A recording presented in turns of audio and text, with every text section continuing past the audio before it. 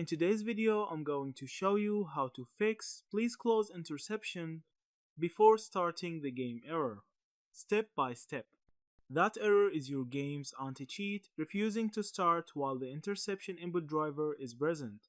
The fix is to remove interception completely, then let the anti-cheat start cleanly. Riot, EA, Epic, and others have been actively blocking it in 2025.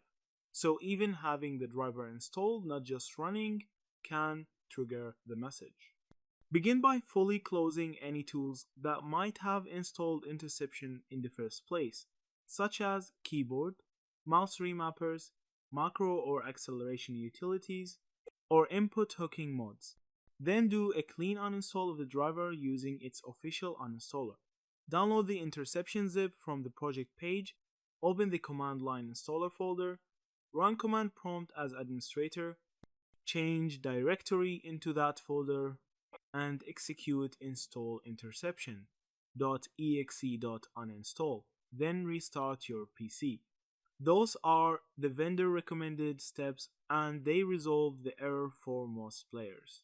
If you can't find the original uninstaller, remove the driver package with Windows built-in PNP-util, open an elevated command prompt, list the driver packages and look for interception with bnputil, enum drivers, vertical bar, NENSTR, interception, note the matching OEMXX.enf name, then remove it with bnputil.delete driver, omxx.nf of uninstall force and reboot. This is a supported way to eject stubborn third-party drivers from the driver store when the vendor uninstaller isn't available. After the reboot, repair the game's anti-cheat and files so it stops expecting the blocked driver. In Epic titles, follow the easy anti-cheat troubleshooting flow from Epic support, and if necessary, a quick uninstall reinstall of the game has helped some players clear cached flags. For EA titles, rerun the EA anti-cheat repair from the game's folder or launcher before your next launch.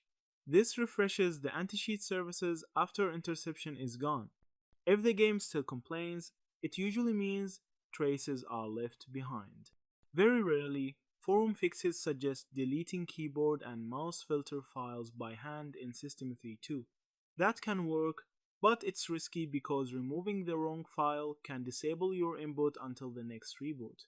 Treat that only as a last resort and prefer the official uninstaller or PNP-util method above. That's it. Thank you for watching this video.